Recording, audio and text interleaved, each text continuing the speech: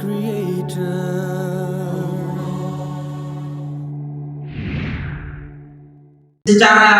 faktualnya nggak dapat apa-apa pulang dari sini, ya kecuali 10 hari terakhir Ramadan nanti ada sahur. Iya, ini nanti kita ada sahur bersama. Tapi selebihnya di sholat subuh nggak ada, gitu. Nah, Nabi cuma menjanjikan nih. Pernah dengar hadis? Lau ya'lamu ma fin nida'i was-saffil awwal la atauhuma walau habba. Kalau aja umatku tahu nih apa yang akan mereka dapat dari keutamaan sholat di awal waktu, ketika mereka menunggu azan, kemudian ketika mereka mendapatkan shaf awal. Seandainya mereka nggak bisa jalan, mereka cuma bisa merangkak, pasti mereka akan datang. Di riwayat yang lain, seandainya mereka datang ke masjid kemudian nggak dapat shaf pertama, kecuali mereka nanti akan gilir dengan Qur'an, dengan apa kalau bahasa kita itu dikocok, itu undian. Mereka pasti akan mengantri untuk bisa mendapat undian agar bisa dapat shaf pertama. Cuma lagi-lagi kan pahala itu abstrak, makanya itu ranahnya yang terbaik adalah iman. Semakin besar dia percaya, semakin besar dia beriman kepada Allah dan janji-janjinya, semakin mau dia akan ibadah gitu. Nah, kalau untuk dunia orang pasti mau Pak, dibela-belain.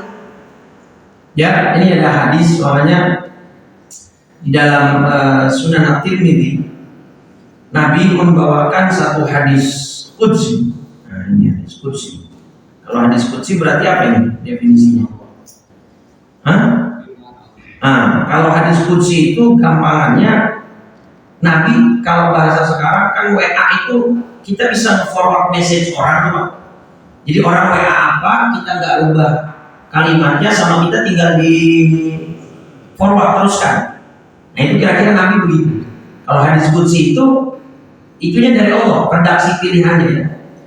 Nah ini hadis Nabi SAW, Inna Allah Ta'ala yaqul. Nah biasanya redaksi hadis qudsi itu ada Qala Allah Ta'ala yaqul Rabbu Azza wa Jalla, atau Inna Allah Ta'ala yaqul, ya. Oke. Ini hadis qudsi, Allah langsung yang ngomong. Apa kata Allah? Ya bani Adam, wahai manusia, tafarragh li ibadati. Kalimat tafarragh ini artinya luangkan. Kalau luangkan ini berarti yang Allah minta seluruh waktu kita atau sebagian? Sebagian. Ya. Untuk apa? Ibadati, untuk ibadah. Oke. Apa yang akan kita dapat dari Allah kalau kita sudah meluangkan waktu? Amla usadraka ghina, akan aku berikan kamu rasa cukup, kecukupan dari Allah. Wasuddu faqraka, dan kefakiranmu akan aku tutup. Tutup kefakiran. Yang penting kan cukup, Pak. Gak perlu kaya lah. Yang penting cukup. Mau beli rumah, yang penting duitnya cukup. Mau pergi haji, duitnya cukup. Wa illa, kalau kamu tidak sempatkan ibadah, malaktu yadaika syughlan, aku buat dirimu sibuk mengejar dunia. Walam asudda farraka, pun demikian kebutuhanmu tidak akan terpenuhi. Ya, kebutuhan kita tidak akan terpenuhi.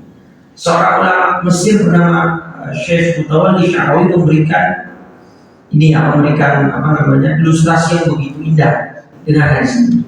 Kata beliau gini, misalnya ada kuda, tapi saya nggak bisa gambarnya. Ini anggaplah badan kuda lah ya. Ini anggaplah badan kuda. Nah ini diikatkan sebatang kayu di badan si kuda ini, ya. Kayu ini memanjang ke hadapan si kuda. Kemudian di ujung batang kayu ini ditempel atau digantungkan makanan sang kuda. Udah paham ya? Di dalam pandangan si kuda, makanan itu jauh atau dekat? Karena berada tepat di depan matanya. Dia berusaha mengejar, dia berusaha mendapetin itu makanan. Tapi semakin dia lari untuk dia dapatkan makanan itu, dapatkan makanan. Kenapa? Karena makanannya tadi terikat dengan badan dia. Itu ilustrasi dari Syekh Mutawalli Sya'rawi terhadap orang-orang yang hanya sibuk dengan dunia dan dia tidak menyempatkan diri untuk ibadah. Jadi dunia di hadapan dia, wah rasanya akan bisa saya ambil, akan bisa saya kumpulkan sebanyak-banyaknya. Tapi sejauh dia berlari, ya sejauh dia mengerahkan tenaganya, maka dunia tidak akan dia dapatkan. Bisa saja itu nanti jatuhnya istidraj. Tahu istidraj ya? Nabi mengutip ayat apa itu istidraj? Surat Al-An'am surat 6 ayat 40 ya kalau salah. Bukan di apa 44 ya. Oh iya, surat 6 surat Al-An'am ayat 44. Falamma nasu ma dzukiru bihi fatahna 'alaihim abwaaba kulli syai'. Ketika mereka merupakan peringatan yang telah diberikan, kami pun akan membukakan. Maka di sini abwaab. Abwaab ini bentuk plural dari single babu.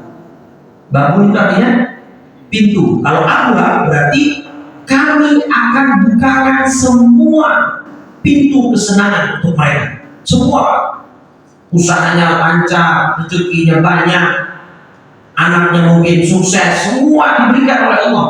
Hatta idza farihu, tapi saat mereka sedang bergembira dan senang-senangnya terhadap bima itu, terhadap apa yang diberikan kepada mereka, akhadnahum baghtatan, akan kami siksa mereka secara tiba-tiba. Dalam tafsirnya kata ulama, apa maksudnya secara tiba-tiba? Kebanyakan mati dalam su'ul khotimah. Ini maksudnya. Jadi dia gak sholat, Ramadan gak puasa, tapi rezeki lancar. Kan suka ada yang ngebandingin tuh hidupnya sama hidup orang-orang yang model begini. Ustaz, saya udah sholat, saya udah puasa, saya udah menjalankan agama, kok saya kalah rezeki sama yang kayak gini. Jangan seperti itu. Ya, jadi nggak usah iri. Cuma tapi kalau kita ada melihat orang-orang yang ciri-cirinya begini, jangan kemudian kita katain juga. Oh kata Ustaz, tidur aja lu gitu ya. Jangan. Ya kalau bisa justru ajak dakwahin gitu ya. Itu baik. Jadi jangan kemudian dibanding-bandingin dengan kita. Nah ini maka dengan Bapak Ibu menyempatkan diri untuk menghidupkan malam di 23 ini di Masjid Al-Ihsan, insya Allah kita masuk ke dalam golongan yang pertama ini, yang insya Allah memberikan rasa cukup dan kecukupan dan kebutuhan kita dipenuhi oleh Allah Subhanahu wa Ta'ala. Gitu ya. Oke. Saya mau tanya. Berarti kan tadi sudah kita jelaskan, nggak semua orang bisa makmum di masjid, hanya orang-orang pilihan. Kan gitu ya. Kenapa orang-orang pilihan? Karena tadi balasannya kita nggak dapetin di dunia secara langsung. Kalaupun nanti ada balasan itu kan akumulasi, Pak. Ustaz dia sukses kok karena ibadahnya rajin. Iya, akumulasi dari keistiqomahan dia. Amin. Tapi pulang dari masjid dapat apa? Kemudian habis selesai taklim kajian dapat enggak? Nah maka salah satu keutamaan yang memakmurkan masjid, nah ini dapat naungan pada masyarakat. Ngerasa nggak 2 hari belakangan ini matahari itu jam 12 jam 11 bagi terik-teriknya? Berasa nggak? Insya Allah ya, saya naik motor itu kulit kayak terasa ada sensasi nyelekit gitu terbakar, luar biasa. Nah ini nanti di padang mahsyar kita itu ya Allah, pertama nih, di padang mahsyar kita seluruh makhluk kumpul jadi satu tumplek. Manusia sekarang menurut sensus penduduk WHO ada sekitar 7,7 miliar manusia di bumi ini. Ini baru zaman sekarang. Gimana nanti dari zaman Nabi ada? Ilustrasi sederhananya pas musim haji deh. Dulu sebelum Saudi sekarang membenahi semua masyair haramnya, pernah terjadi kan tragedi Mina, tragedi apa lagi yang kemudian orang banyak yang subhanallah. Ini berapa ratus miliar nanti manusia di bawah terik matahari yang kita tidak mengenakan pakaian. Bisa kebayang nggak sih panas itu kayak apa? Ya Allah. Bahkan dalam kitab-kitab hadis riwayat yang lain mengatakan itu manusia tenggelam dengan keringatnya sendiri. Makanya ada hadis sahih bahwa nanti di padang mahsyar leher yang paling panjang itu siapa? Tukang azan. Atwalun nasi a'naqan yaumil qiyamati al-mu'adzin. Orang yang lehernya paling panjang hari kiamat itu muadzin. Tapi jangan bayangin lehernya doang panjang, badannya pendek. Jelek nanti gambarannya gimana? Terserah Allah nanti. Tapi dalam keterangan-keterangan ulama di antaranya dalam kitab Fathul Bari bin Mujib kata Syekh Ali Al-Maliki, kata ulama kenapa muadzin lehernya panjang? Itu faedahnya di padang mahsyar saat yang lain tenggelam dengan keringat manusia yang puluhan bahkan ratusan miliar, muadzin tidak tenggelam karena lehernya panjang. Makanya kalau kata guru saya, kalau mau rebutan itu jadi muadzin, jangan jadi imam. Jadi yang harus diperebutkan itu justru jadi muadzin. Lihat nggak di Instagram, di internet, juara 3 lomba azan di Saudi sana, orang Aceh, Ahmad dia siapa? Dia Udin 4 miliar, ya juara 3 itu lomba azan hadiahnya 4 miliar, gitu ya. Nah, sekarang gini, saya mau kasih sedikit knowledge. Di padang mahsyar berarti sebentar atau lama? Kita akan berdiam diri ke matahari, dia sebentar atau lama? Logikanya gini, kalau memang sebentar dan tidak lama, ngapain Allah berikan ini 7 golongan yang akan dinaungi Allah saat ini tidak ada naungan kecuali naungan Allah? Logikanya aja, kalau orang yang pesawat dengan tiket kelas bisnis dan eksekutif kan ada yang namanya di bandara itu ruang tunggu itu istilahnya lounge. Kenapa? Karena mereka very important person, harus diperlakukan dengan istimewa, nggak kayak orang yang lain. Nah nanti di padang mahsyar dengan adanya 7 golongan yang Allah janjikan naungannya, berarti kan 7 golongan ini orang spesial.